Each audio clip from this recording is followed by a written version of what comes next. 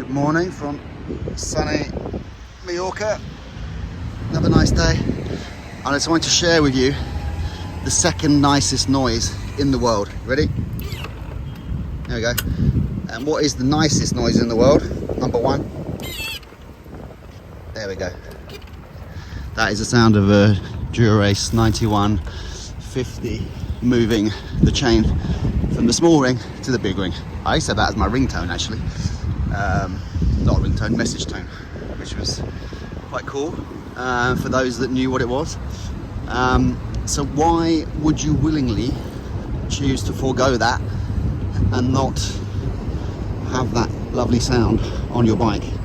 Which is why we're going to look at the pros and cons of 1x chainring, 1X or whatever they call it, and see does it make sense or not.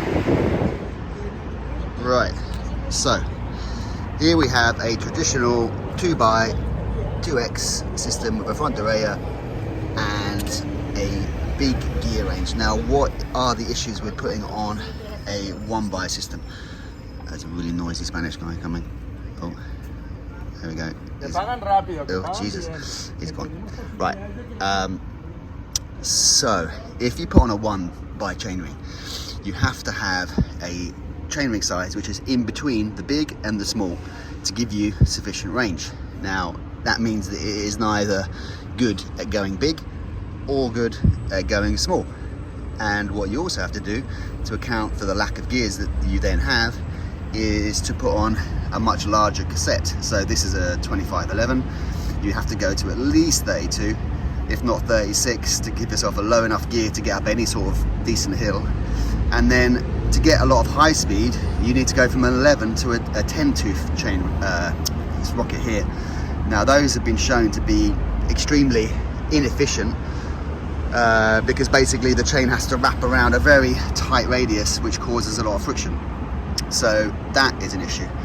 You also have the issue that you have much bigger spacings between your gears, so keeping the ideal cadence is much more difficult because you have bigger jumps between gears. You might be going along on the flat at say 32 kilometers an hour. You just want to inch up to 33. You go for harder gear, but it's too hard, so you have to go back to the gear in before, and it's quite frustrating. Whereas these gaps here are literally just one tooth all the way up to here, where they go to two teeth, and the last one's 3. But much tighter ratio, much easier to get the right cadence here. Bigger chain rings are more efficient. So if you can, if you're basically spending all your time in a 40 1x instead of a 52 or a 52x, which, let's face it, most of the time we are in the big ring, then you're losing efficiency because you're on a smaller ring. Again, because it's having to bend more around a smaller radius.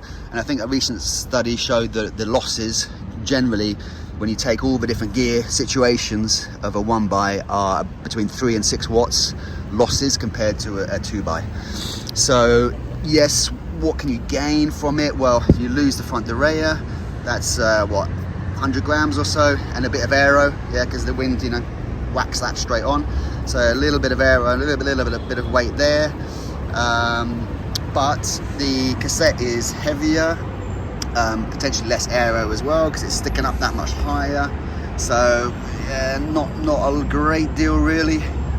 Simplicity, yeah, I kind of get it, but this works so well. It's been flawless the whole time, so I don't have any issues with it really. So yeah, I think that's kind of it really. I see no situation where I would want to go to a 1x. There are certain specific situations where it could make sense. I mean, I think cyclocross bikes are good because the extra simplicity is good for them, and they're not necessarily wanting to go super fast, so that's kind of okay for that. Or if perhaps you're doing a time trial and you know you're just going to be in a number of little gears on here, and you can just put on a 1x 52, 54 or something on the front and just have a nice straight chain line. Oh yeah, and yeah, that's the other thing, the fact that with a 1x you are going to be twisting the chain a lot more because you're going to be using all these gears a lot more than you would normally. So the chain stretch is a lot worse. And the thing that really put me off these actually was when I did a mountain bike race in Menorca a few years ago. And I don't do a lot of mountain biking, but I borrowed a friend's bike, and that was a one by, obviously, because they all are. And I was giving it full beans up a hill in the hardest gear, coming out the saddle with my enormous power that I don't produce, and the chain snapped. This is like right at the start of the race, so I had to roll back down the hill to the start and try and fix it. So that completely buggered my race and contributed to me falling off and really hurting my knee later. So I've kind of been put off for life, and I know it's very trendy to go one by these days, but personally I just don't really get it. And I think on a road bike having a double chainring just makes a lot of sense, really.